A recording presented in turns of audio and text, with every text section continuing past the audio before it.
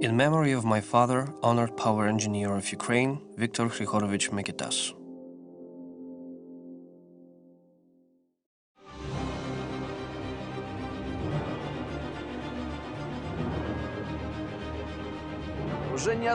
This place has scared millions of people around the world over the past few decades.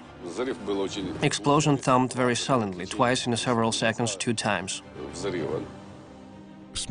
Deadly radiation, cancer, mutants, all come to mind at once when you hear Chernobyl. Indeed, history knows no accident as horrible as this one, caused by negligence of the people. The world still lives in a grip of disseminated cliches deeply ingrained in the unconsciousness. The subject of Chernobyl zone has been mythologized thanks to computer games and movies. We will guide you to the epicenter of the fear, the ill-fated GNPP Unit 4. This is a turbine left after the explosion. And take a look at the smashed 4th reactors inside to learn what is going on there. Today, all of that has to be cleaned up and the turbine hull to be strengthened. We enter the massive building. Nowhere in the world one could find harsher conditions to execute such work and to show you the future of this wasteland. It was an exclusion zone for a long while. In the forests within the 30-kilometer zone, we'll see things that could hardly be imagined in the first years following the catastrophe. You can't just close everything and leave. Many things have changed in the plant and in the exclusion area itself over 3 decades. I'll show you quite a different Chernobyl, because I was born here and I want to have my home back.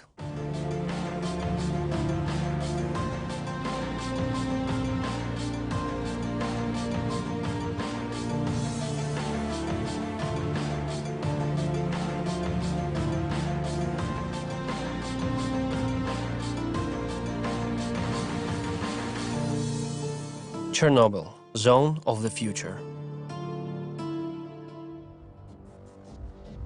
Chernobyl Exclusion Zone is the biggest closed access area in Europe. It's huge, comparable in size to some countries. In the center, Chernobyl nuclear power plant is the monument to the biggest technogenic disaster in the world. As it all began here, I will start my journey from here too.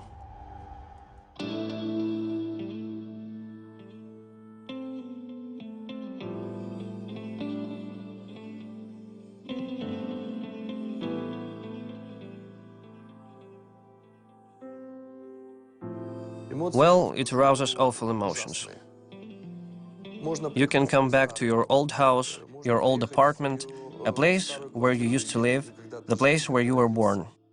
Only you're coming to a crumbling cemetery without proper gravestone. You certainly can't find a kind word to describe those feelings.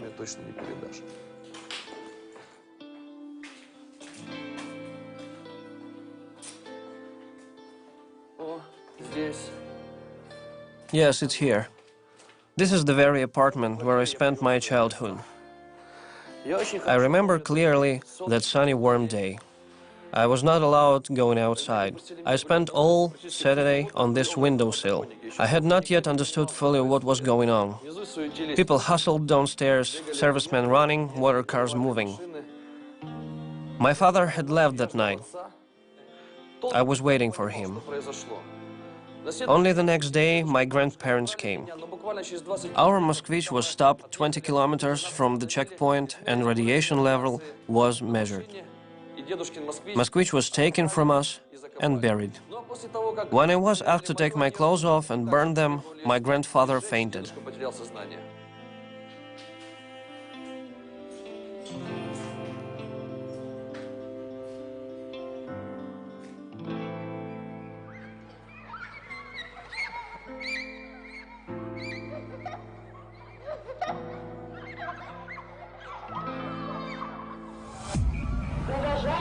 Respected comrades, the City Council of the People's Deputies informs that because of the explosion at the Chernobyl atomic power station in the town of Pripyat, the radiation situation deteriorated.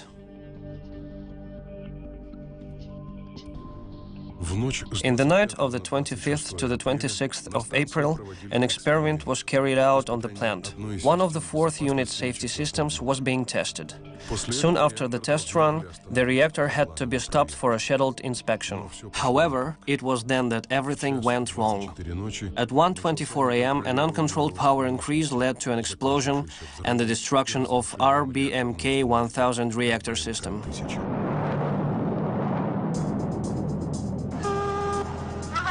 Hello, is it Unit 2? Yes. The explosion on the third floor, in the main building between the third and the fourth. Are there any people there? Yes. Call the management, the officers. The officer's corpse. Can you hear me? Yes. Hello, the third and the fourth blocks. The roof is on fire after the explosion.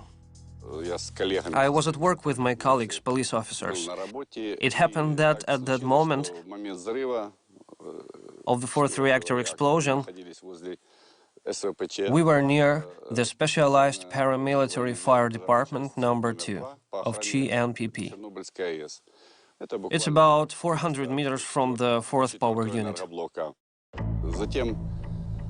Soon after it had happened, I took a look at the fourth reactor vent stack. And it seemed to me that spheres, black inside and glowing on the edge, were moving upwards some 20 to 30 meters above the vent. It turned out to be graphite subsequently.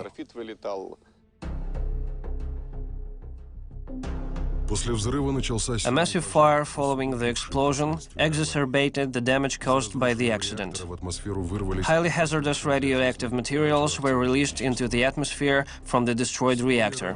Soon, radioactive clouds spread all over the world, showering the lands with acid rains. Due to CNPP disaster, a 160,000 square meter territory became contaminated.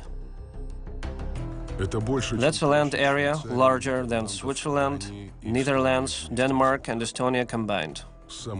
The most appreciable damage was received by northern Ukraine, Belarus and the western Russia.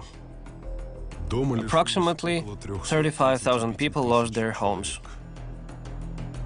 The exact number of people evacuated is still unknown.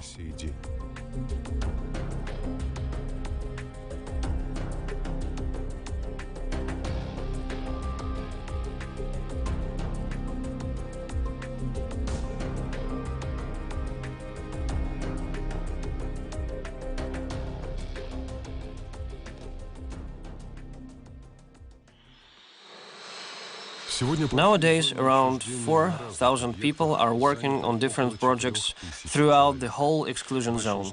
Most are engaged in the construction of the new safe confinement for the fourth unit of CNPP.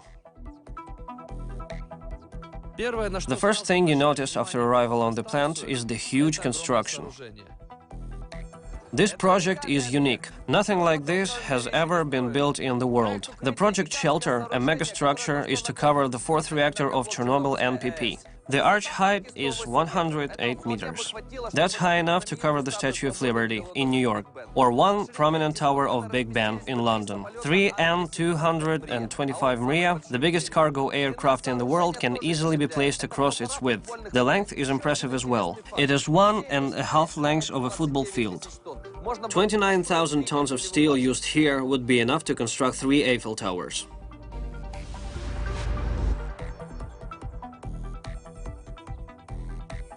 The giant shelter is being built 180 meters from the damaged reactor. Actually, it is a huge arch that will cover the fourth unit. It's a hugely important thing to do. The old sarcophagus is short-lived and gradually tumbles into ruins.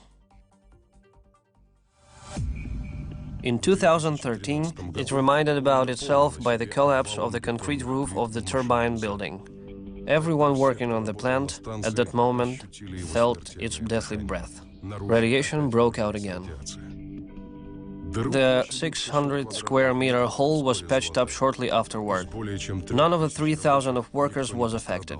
Yet the accident has reminded us again that the safety of the personnel comes first.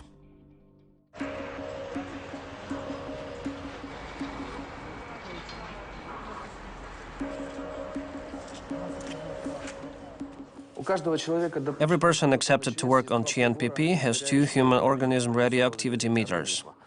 The first measures a daily dose of radiation. The norm is 100 MSV. The second is a collector, determining the level of the radiation collected in a human body during a year. It must not exceed 6,000 MSV in a year.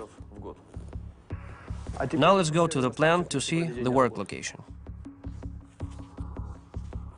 Beside dosimeters, the level of radioactive contamination on the plant is checked by numerous control points. You can find them everywhere, in the cloakrooms, in building and construction areas, in the dining rooms. When the red light signals pollution, no person will be allowed to pass and they will be sent to examination. Construction of the new safe confinement has been preceded by a colossal work carried out by Ukrainian builders. They have removed all flammable materials left on the CNPP. Separation walls, doors, floorings, electrical equipment. 200 kilometers of inactive cables along were removed. Just think about it. That's 50 kilometers longer than the distance from the plant to Kiev. The new safe confinement from the 4th unit of CNPP is being constructed by a French consortium.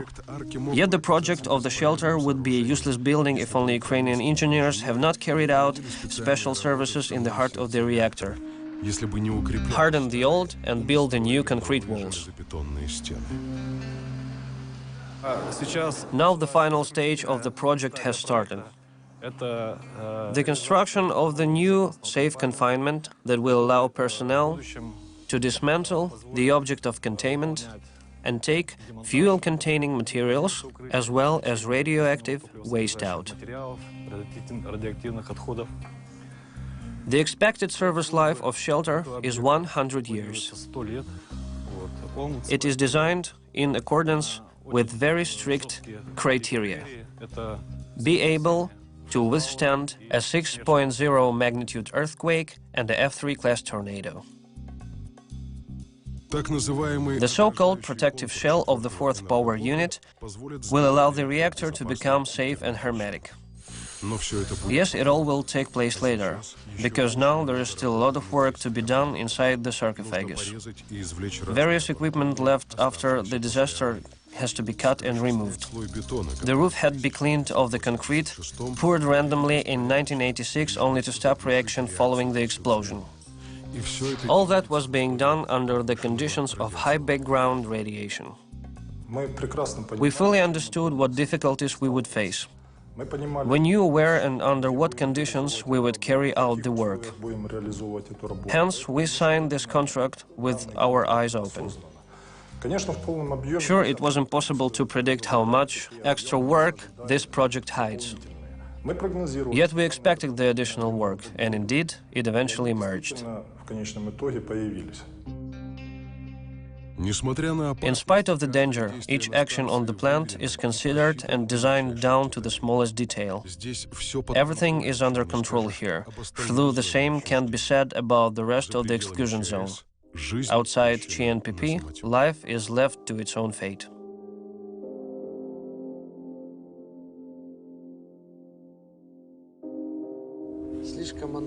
It all is too sad. Too much time has passed.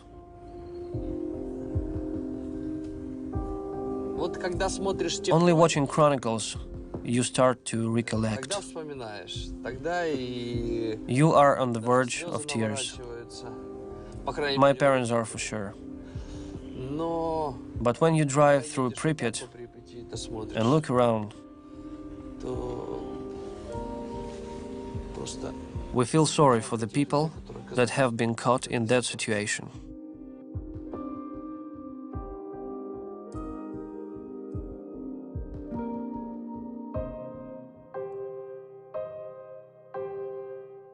The word Chernobyl itself sounds dreadful to many people. Yes, for me, it's a home. The whole story of my family and my own life is inextricably connected to this place and the plant. Here we go, the most well-known Ferris wheel in the world. Not only because it has become the symbol of Pripyat in every movie and book, but also because no one has ever taken a ride on it. 3 days before the opening of the attraction park, we were evacuated, and we had to postpone our entertainment with parents. As it turned out, forever.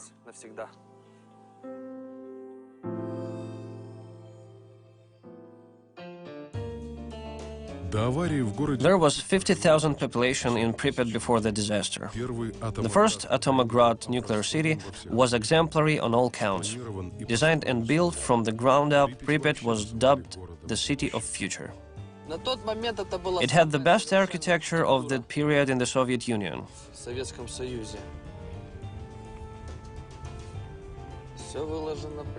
Swimming pools, cinemas, palaces of culture.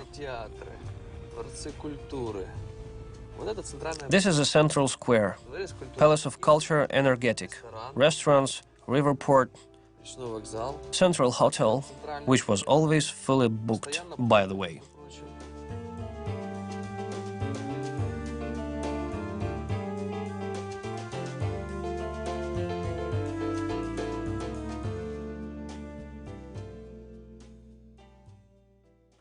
Buses to Pripyat were running pretty often, yet people loved to get here by the other kind of transport, the river port, perhaps the most alive part of the city. Hoverboards were regularly departing to Kiev from here. You'd easily call such a trip a voyage. Only 3 hours spent and you are on Podol, Kiev center.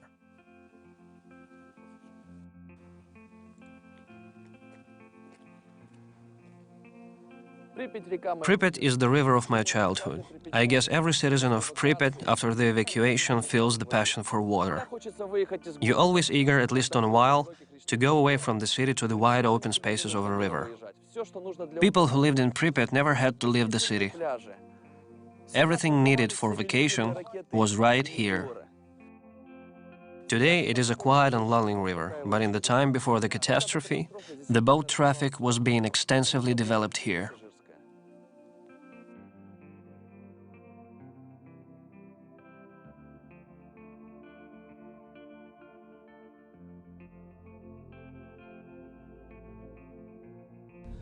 I remember the city as luminous. It's associated with the Pripyat River that one can see at least in chronicles, but by no means with this very Pripyat. For the 10 years after Pripyat was abandoned by people, the city remained practically untouched. It was fenced across by the protection system Skala, the same used on the USSR borders. The ground floors of each house, shop, restaurant and enterprise, everything was guarded. The city remained beautiful and well kept. When I came back in a year, I saw that, yes, some streets were sprinkled and the city was well maintained somehow. Later, at the end of '97, the swimming pool Lazurny was still working as well as the greenhouse complex. It was still more or less in use. Yet, at the end of the '97, when the shutdown period of the last third unit of CNPP had started, hot water and electricity were cut off in Pripyat. Then, let's say, massive robbery had begun. One of the few places that was successfully protected from the metal hunters was the plant. On the one hand, is an extremely polluted area, and on the other, it has been and is strictly guarded until now. Today, there are video monitoring, high barbed wire fences and checkpoints. No one can enter the territory without special permission, even builders working on the project. Indeed, there are 1,500 people now at our worksite alone engaged in the project of the new safe confinement building. This project is organized and insured by the consortium, a French company that provides cooperation of its office, and the contractors working with them. Ukrainian companies like Ukrenergomontaj are at the work site, carrying out the building work, as I have mentioned, of the side walls. No issue is simple on CNPP. Each project is unique and demands out-of-the-box solutions. The installation of the new vent stack has been a very important phase. The old stack did not allow the arch to cover the reactor. It was 150 meters high. It's approximately as high as 5 9-story blocks together. That is why in 2013 our specialist installed a new smaller stack over the third reactor and dismantled the old one. It was impossible to simply cut down the old stack since even though the plant is closed, power units are still dangerous. There are still complex processes going on inside that can be dangerous without the operating ventilation system. We have used the unique crawler crane for this task. It has been bought from Abu Dhabi. There were 56 containers, sea containers, to bring that crane. There are few cranes like that in the world. They can be counted on fingers.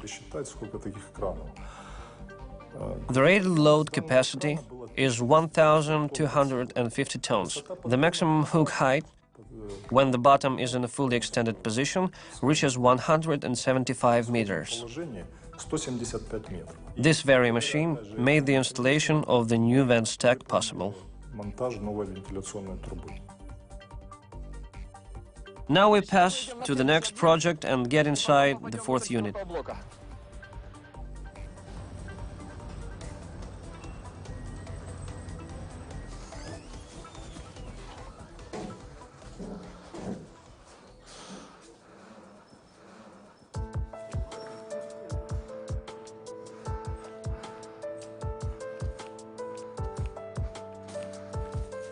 These corridors evoke quite different feelings than the construction site. The pictures of the 86 chronicles are recalled at once. 30 years have already passed after the catastrophe, but we still cannot understand why everything happened this way.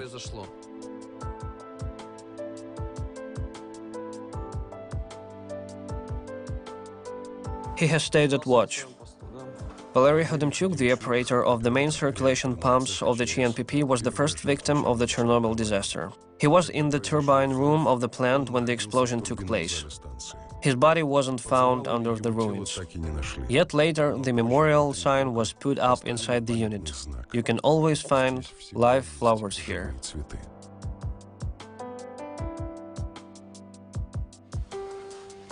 The power reactor unit is a very complicated engineering system. There are many corridors, rooms and various equipment here. Now it's part of the sarcophagus constructed by the liquidators after the disaster. For the decades of work, many ruins inside the unit were cleared.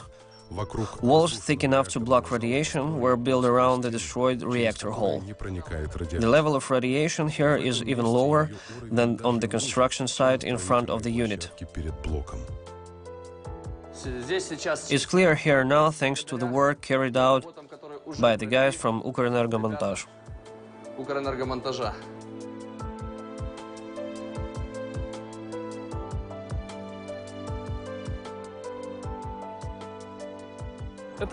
The organization that carries out the project, I mean Ukrenergomontaj, they are not new to this object. They have been executing various kinds of work on the fourth unit for 10 years already. They are qualified enough to manage the work in the difficult conditions of the radiation environment. They are highly experienced. After the catastrophe, all safety systems of the power unit were destroyed. The exploded reactor had not only to be dosed as well as all the reactions inside being stopped, but to be secured from the potential accidents in the future. 18 options for the shelter were discussed. The sarcophagus was designed over a month. Its lifetime determined as 20-30 years. Yet it was impossible to guarantee full safety, which is why the work was carried out constantly in the unit during all these years. Not so long a smart fire alarm system had been installed here. The integrated automatic control system was installed 5 years ago by Ukrenergomontaj, the company of Ukrbud Corporation. It provides all automatics and control of the fourth power unit. Fire is one of the main threats on the plant. We just can't allow a fire attack, as it has happened on the second unit in 1999. The structure is unstable enough and can collapse as it is. We are standing in the turbine hall of the fourth power unit. At that time, in 1986, the explosion partly damaged the roof of the hall, and the equipment threw out bits for dozens of meters. Some parts are still here. Today, all of that has to be cleaned up and the turbine hall to be strengthened. Despite everything, even a very high level of radiation. It's one of the places where our Ukrainian fellows do the job that no one in the world has ever done. Sometimes, at the highest readings, it's impossible to work more than 5 minutes in the area.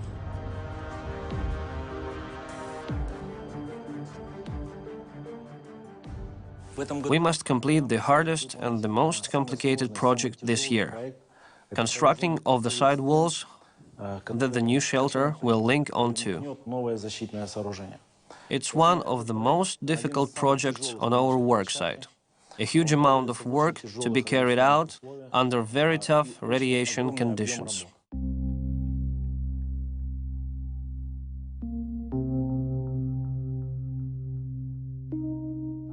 Now we are passing the main work site of the new walls for the third and fourth power unit's protective profile. It is the main work preceding the sliding of the arch. In all, before the end of the year, the guys have to pour 11,000 cubic meters of concrete.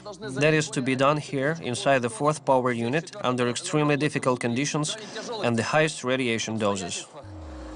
And to install 1,500 tons of armature at that. If you lay out all of the armature from Chernihiv to Odessa, you could trace the border from the north to the south of Ukraine.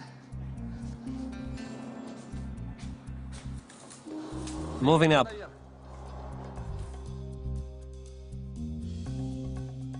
Since 2004, we carry out a lot of projects here, and yes, let's say, I understand that maybe when even my grandchildren pass away, all of the things that I'm participating in right now, they will remain.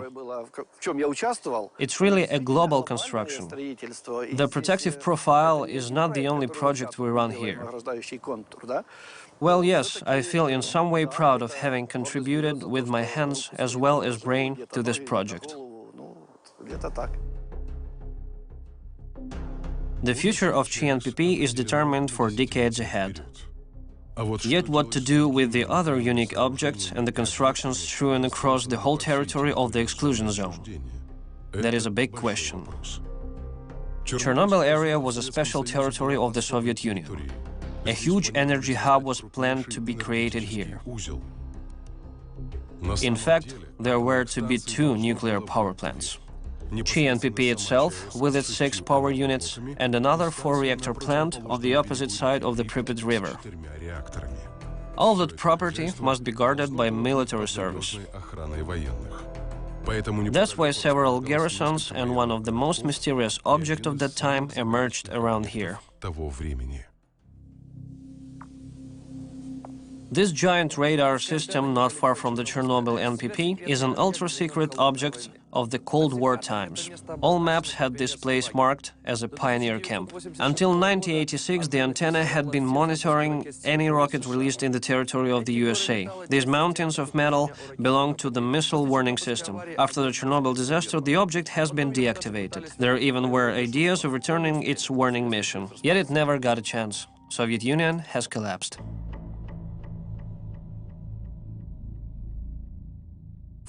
Within 20 years after the collapse of USSR, the huge antenna remained unknown.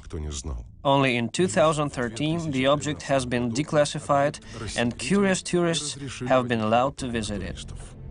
Nothing strange that the giant construction at once has become a source of new versions of the 4-power unit disaster. Even though it's located deep in the woods, it's only a 5-kilometer distance from the CNPP. The radar system was consuming a huge amount of electric energy. By hearsay, one of the power units had been working for it alone. For 10 years, it has been scanning in a testing mode the northern hemisphere. In other words, the area from the USA to the borders of the USSR. In 1986, the antenna must have been finally be up and running at full capacity. Nowadays, this monster is left alone, waiting for the last team of metal hunting grave robbers. Yet, locals say the antenna could still serve a purpose, but for one other than intended, of course. In the late 90s, there were a proposal from a board to turn it into a wind farm, since everything needed was already there. Windy location, high posts ready to be used for turbines. Actually, the system is up to 150 meters high. High-tension transmission lines are already laid out here. Yes, authorities have turned down the project, and the station, as well as the cantonment, has been fully rubbed for a few years.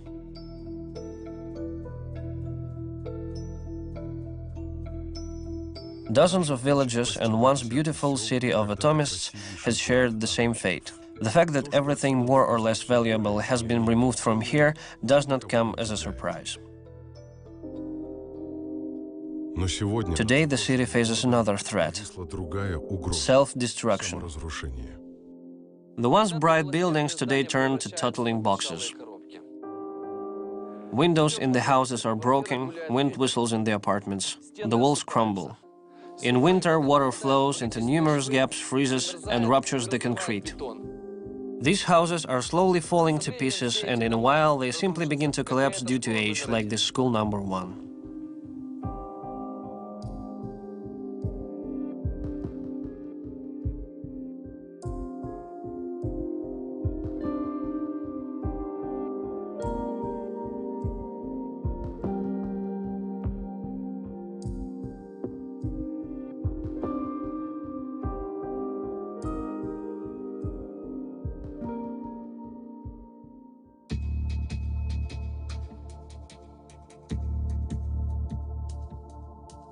Pripyat is waiting for a decision. What should we do with such a big city? Break the houses into pieces with special machinery or blow them up? How much time and money is going to be spent on that? Consequences of the destruction can hardly be predicted. Well, having put away all the myths and wild guesses, the one thing we clearly see is that after fourth power unit is safely covered, we'll face the main issue: how to make this area as secure as possible.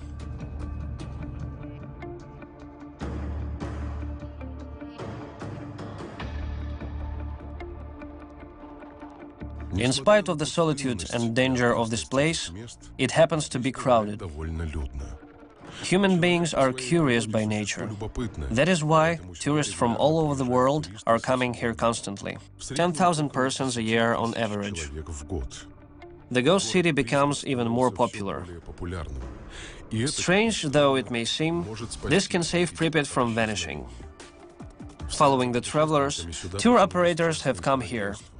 Hotels are being opened around and even inside the zone. Even now, investors are ready to change the exclusion zone into the area of entertainment and discovery, provided with necessary infrastructure. The only barrier here is the authorities' unpreparedness for such projects.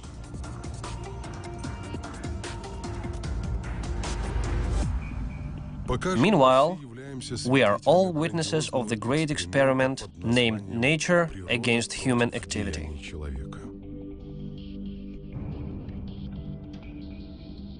I suppose many of you have seen the popular American science series Life After People. The authors have tried to imagine in details how nature conquers everything created by the centuries of human civilization. The scientists speculate about what could happen with the cities, monuments of architecture, well-known showplaces, highways, and ordinary domestic buildings. The fictional reality is being simulated with the help of computer graphics. It is all happening for real in Ukrainian Pripyat. The city is left alone with nature, and actually for 30 years a great experiment has been going on there. Take a look at its results. Without human participation, nature will swallow the city, as it happened with the numerous villages in the zone area. No radiation can stop it. Limited access has changed the vast lands to the real wildlife sanctuary. Each year, the scientists are noticing a growing number of new animal species here.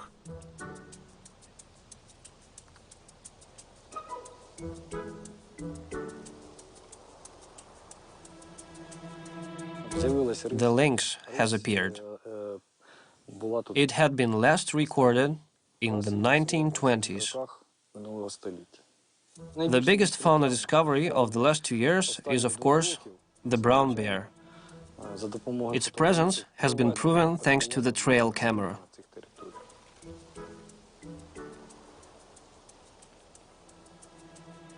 Presence of European bison in the zone has also been proven. As for the mutants or anormal organisms, I have not seen any yet. Scientists studying the influence of radiation pollution on the animal population have not found any connection. Well, perhaps it gives the main hope that sooner or later we could bring the land marked by atom back. Indeed, the Chernobyl zone isn't as dangerous as people think.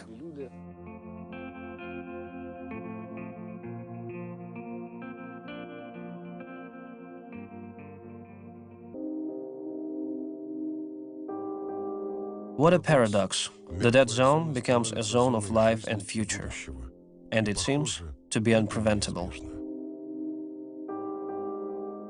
These are only small remains of the river port. Of course, it looks sad and depressing today, yet in my mind, in the mind of a person who has grown up here, those boats evoke quite different associations. I remember how they were docked slowly and firmly, belching thick smoke of burnt diesel. The nowadays rusty barges can hardly give the image of before the radiation era of Chernobyl. In fact, Pripyat has been buried after the disaster. Yet today it can be heard that it is a national treasure, and not using it is stupid. European officials are the ones talking about that.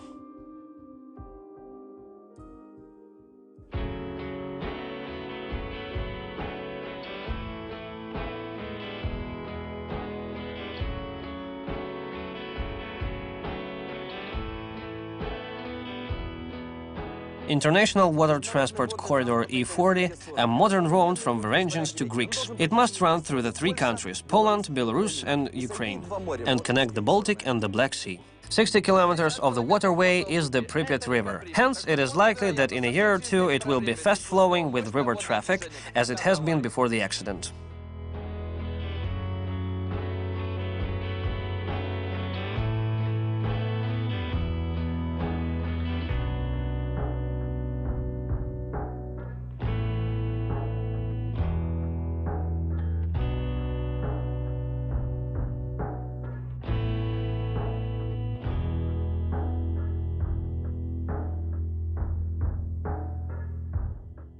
Curiously enough, the Chernobyl plant can bring the main profit by itself.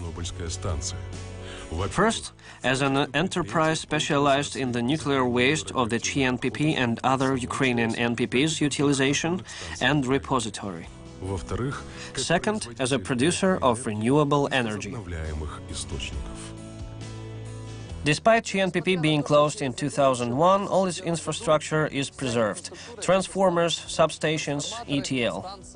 As you can see, everything is in a very good condition. If solar panels and wind farms emerge here instead of the nuclear reactors, it's quite possible that the current will flow in these wires again. At least it would be smart.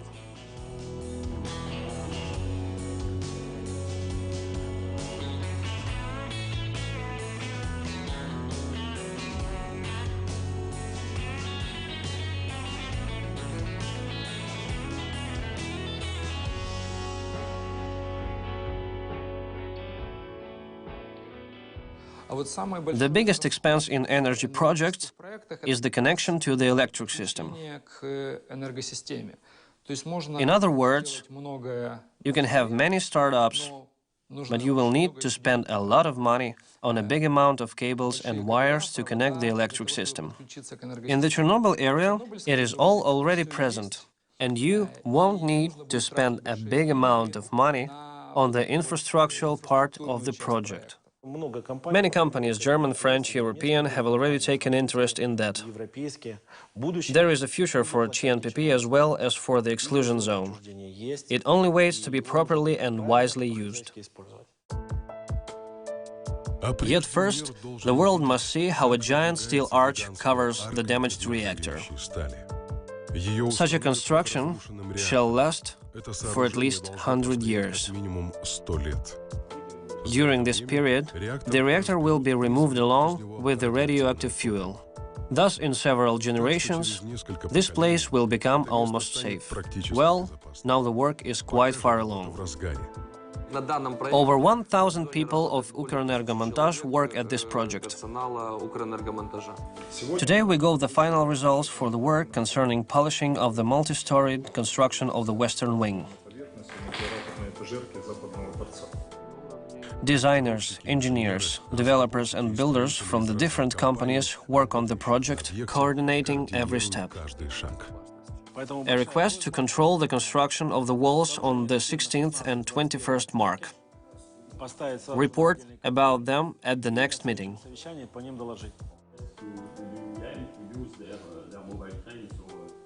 I'd like to tell our Western partners, our client, and the NAWARC consortium that all the works for which the Ukrenergomontaj is responsible will be executed in time and according to the agreed specifications.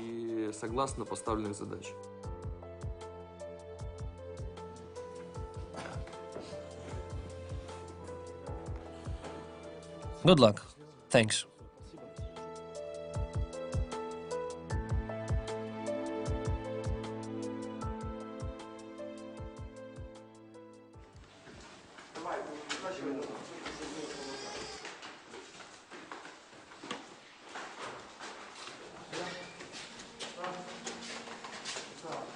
We are going to the roof. We can stand here without particulate respirators.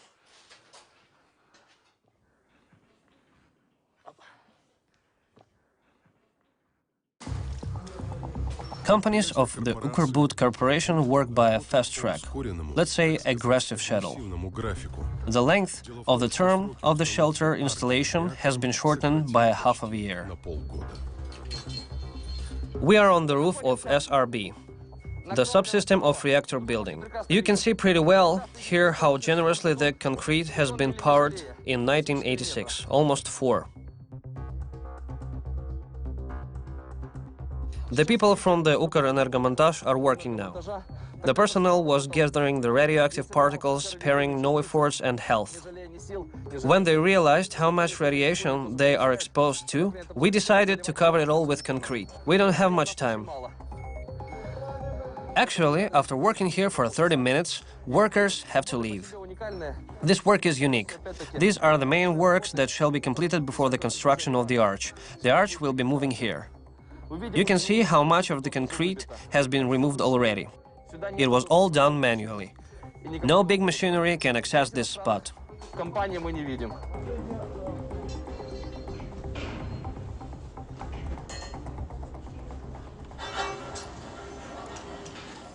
You know, 2 weeks ago, a team of experts from the company Bechtel had been working here. They checked the work site and prepared a report. Yet, the first impression was that they have never seen more difficult conditions for carrying out work such as this. In their mind, the things that Ukrainian contractors are doing inside the 4th unit are unbelievable. They were amused to see how we have succeeded to organize the working process.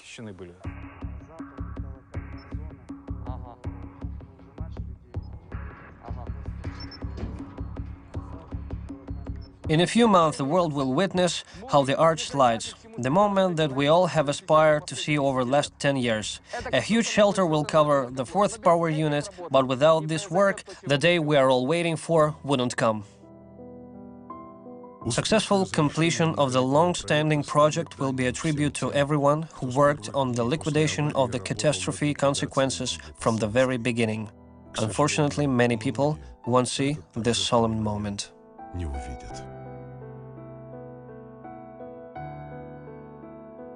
My father, Viktor Mikitash, devoted 40 years of his life to the work on the CNPP. He had built the plan from the beginning. Then he was among the first liquidators dealing with the consequences of the catastrophe. He won awards but lost his health. Even disability could not drive my father away from the CNPP. He was managing and resolving extremely complicated issues and shared his experience with us, the younger generation. People from EBRD, the institution funding the construction project, knew that if Mikitas is working, everything would be done thoroughly. He always felt responsible for the 100,000 people, since he understood clearly how dangerous the condition of the fourth power unit would be if the enormous amount of work on the safe confinement wasn't done in time. He had almost made it. Until the day he died, Viktor Mikitas remained on duty and managed the most important project, construction of the protecting profile for the new shelter that will make the new safety confinement hermetic and guarantee 100-year protection.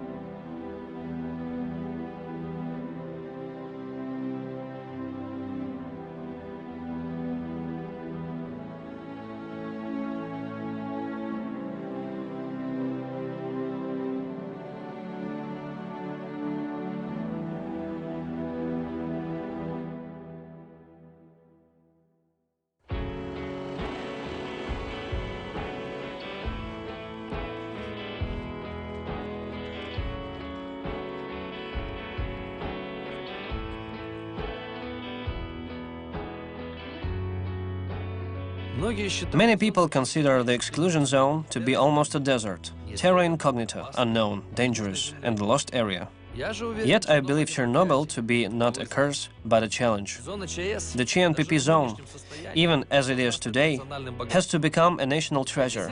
These lands have to be cleaned and recultivated, partly turned into a reserved area. The city of Pripyat has to be fitted out for tourists, while idle lands should become an oasis for the projects of alternative energy sources. There are only two ways possible. Leave everything as it is and go on to spend millions of maintenance on the plant and the zone, or to change these lands into a prosperous high-tech enterprise. The more benefits are brought to the country and people, the faster we will overcome the consequences of the Chernobyl catastrophe.